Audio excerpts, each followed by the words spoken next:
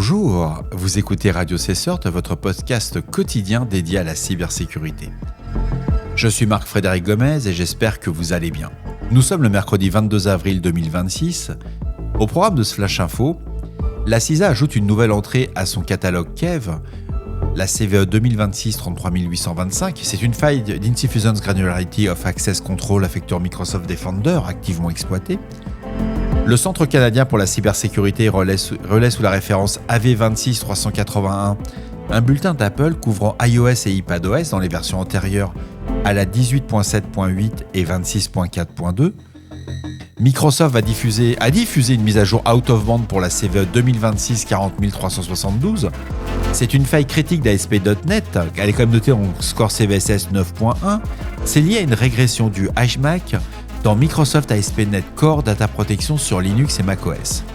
Security Affair rapporte une attaque DDoS majeure ayant visé Mastodon le 20 avril, quelques jours après un incident similaire ayant touché Blue Sky revendiqué par le groupe 313 Team. NPR a relevé que l'ICE, la police américaine de l'immigration, a confirmé l'usage du spyware Graphite dans la société israélienne Paragon Solutions, reposant sur une capacité zéro-clic d'accès aux messages chiffrés.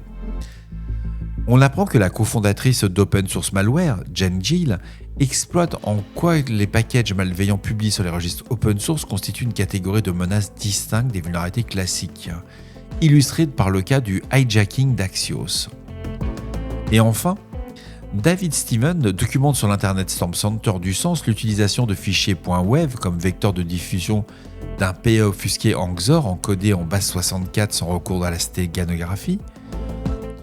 Ah, j'avais oublié. Il y avait le Year of Review 2025 de Cisco Talos qui souligne que le phishing reste à l'origine de 40% des accès initiaux avec un abus croissant de Microsoft 365 Direct Send et une progression de 178% des devices compromis par des voice phishing contre les administrateurs de systèmes d'entreprise. Passionnant. Selon un avis publié le 22 avril par la CISA, une nouvelle vulnérabilité est ajoutée à son catalogue KEV sur la base de preuves d'exploitation actives. Il s'agit de la CVE 2026-33825 affectant Microsoft Defender. C'est une typologie de faille qui constitue un vecteur d'attaque fréquent et pose un risque significatif pour les réseaux fédéraux. Vous l'avez compris, il faut patcher. Selon un bulletin du Centre canadien pour la cybersécurité publié aussi le 22 avril, c'est la référence AV26381, Apple a diffusé des correctifs pour plusieurs vulnérabilités affectant iOS, iPadOS. Sont concernées les versions antérieures à la 18.7.8 et les versions antérieures à la 26.4.2. Le Centre de cybersécurité recommande à l'ensemble des utilisateurs et des administrateurs d'appliquer sans délai les mises à jour publiées par Apple en se référant au bulletin officiel de la part d'Apple qu'on se bien sur iOS et que sur iPadOS. Bref, vous l'aurez compris, il faut patcher son bidule. Un article de Hacker News, Microsoft a diffusé une mise à jour out of band corrigeant une vulnérabilité critique dans ASP.NET et elle est référencée sous la CVE 2026-40372 avec un score CVSS de 9.1. Cette faille, révélée d'une improper verification of cryptographic signature, va permettre à un attaquant non identifié d'élever ses privilèges sur le réseau jusqu'au niveau système. Selon Microsoft, l'exploitation est conditionnée par 3 prérequis cumulatifs. Il faut les 3.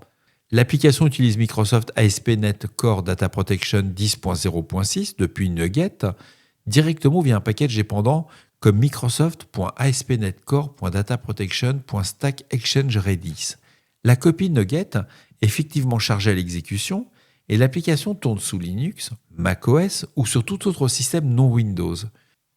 Une régression dans les packages NuGet Microsoft ASP.NET Core Data Protection de la 10.0.0 à la 10.0.6 conduisait le Managed Authenticated Encryptor à calculer son HMAC sur des octets incorrects du payload, puis à ignorer le hash calculé permettait à un attaquant de forger des payloads validés par le contrôle d'authenticité de Data Protection et de déchiffrer des cookies d'authentification, des tokens anti-forgerie et d'autres secrets.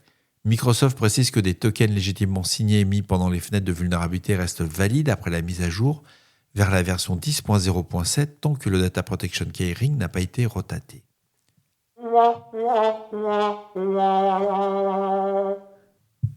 Sécurité Affaires nous remonte une information comme quoi la plateforme open source de microblogging décentralisée Mastodon a été la cible d'une attaque DDoS majeure quelques jours après un incident similaire ayant visé Blue Sky.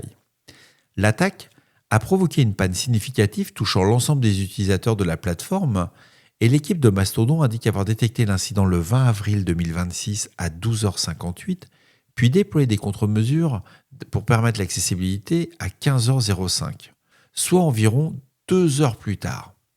Aucun acteur n'a publiquement revendiqué l'attaque contre Mastodon, et contrairement à celle ayant visé Blue Sky, attribuée par revendication au groupe 313 Team, l'article souligne la continuité de cette vague DDoS ciblant successivement les principales alternatives décentralisées aux réseaux sociaux dominants.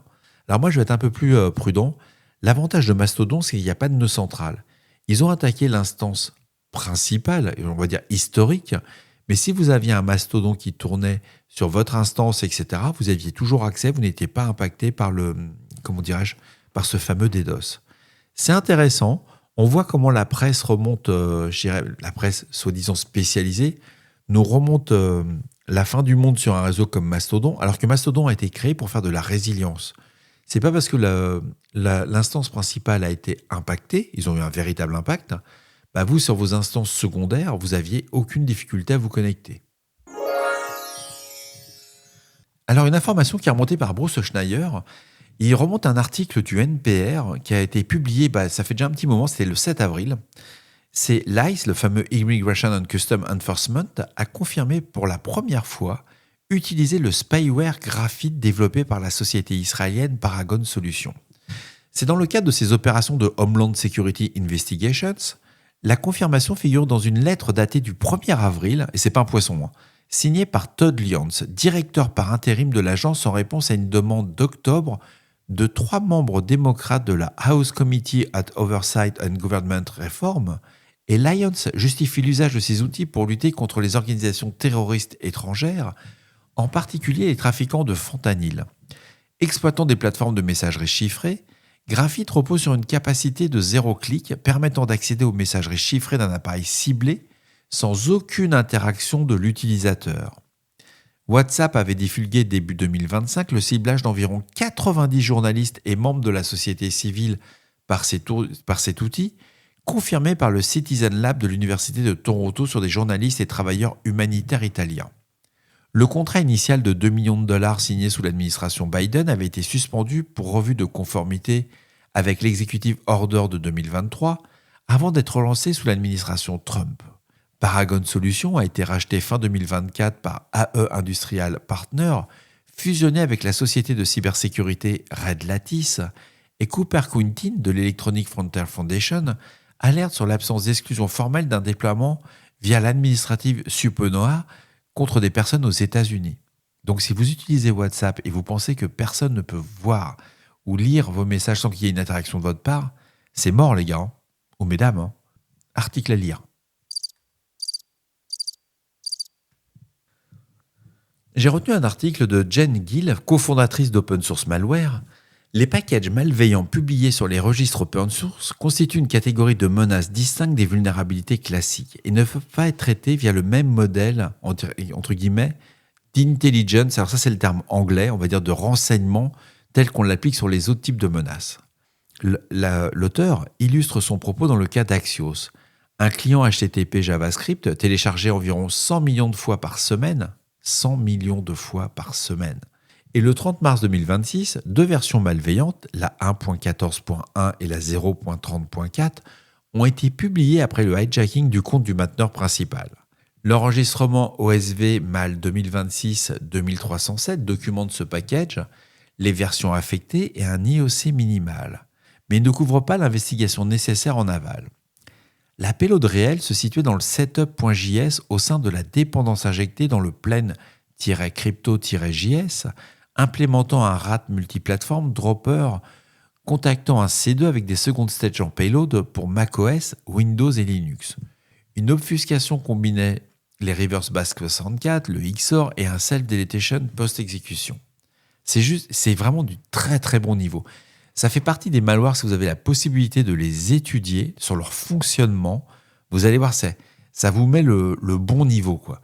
Et l'infrastructure attaquante inclut un C2 le sfrlac.com sur l'IP 142.11.206.73 et les adresses ifstap@proton.me et nrwise@proton.me. Ces comptes avaient été prépositionnés en pleine crypto 18 heures avant l'attaque. L'article souligne qu'une vulnérabilité est passive et versionnée, tandis qu'un package malveillant s'exécute à l'installation. Ça cible le développeur et son build environment et s'inscrit souvent dans une campagne coordonnée à l'image de 58 packages liés à Contagious Interview qui, eux, ont été attribués à Lazarus Group.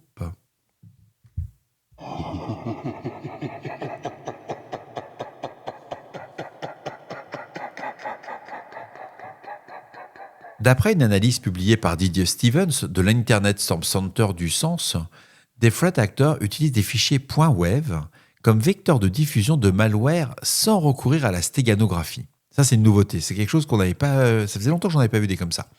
Le fichier audio va rester parfaitement visible. C'est-à-dire que vous écoutez l'audio, vous écoutez de la musique, etc., dans un lecteur média, mais ne produit que du bruit. Les octets encodant le son ont été remplacés par la représentation en base 64 de la payload. C'est ça qui est terrible. L'extraction ne nécessite donc pas de parseur wave.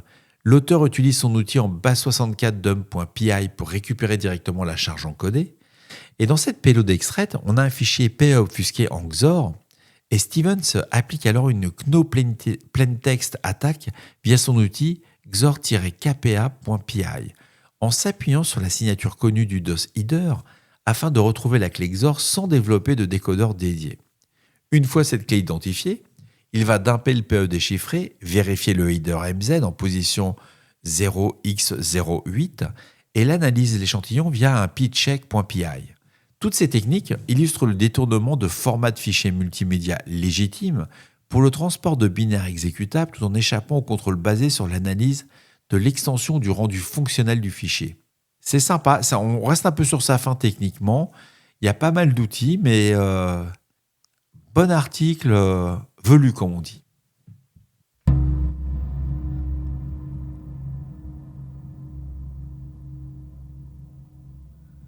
Un article publié sur le blog de Cisco Talos, extrait du rapport Year in Review 2025, remonte que le phishing est resté le vecteur initial entre guillemets dans 40% des incidents observés en 2025, avec une montée en puissance des campagnes de phishing exploitant la confiance d'un compte compromis pour viser des partenaires et des tiers. Le contenu des emails a évolué vers des leurs de type workflow, IT, donc voyage, logistique plutôt que des offres promotionnelles. L'analyse de milliers de mots-clés bloqués montre que 60% des sujets contiennent request, invoice, forward ou report, tandis que des lignes à tonalité IT s'orientent désormais vers du tampering, domain, configuration ou token. Les attaquants ont également abusé de Microsoft 365 Direct Send, mécanisme légitime destiné aux imprimantes et scanners en réseau pour spoofer des adresses internes et délivrer des leurres hautement convaincants depuis l'intérieur de l'entreprise sans compromission d'un compte réel. Et sur le volet de la MFA, près d'un tiers des MFA Spray Attacks en 2025 ont visé des solutions d'IAM. Les devices compromis ont progressé de plus de 178%, majoritairement via du voice phishing, poussant des administrateurs à enregistrer des équipements malveillants. C'est le fameux appel qu'on vous fait à votre service informatique et qui va vous demander d'enrôler un téléphone ou leur téléphone pour permettre le support de votre PC. À lire.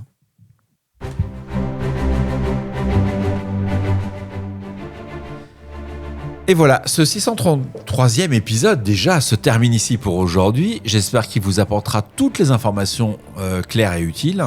Bien entendu, vous retrouverez toutes les sources et les références qui ont permis de créer ce Flash Info dans la description de l'épisode et sur le site de radiocert.org. D'ici là, on ne réfléchit pas, on patch. Prenez soin de vous. Au revoir.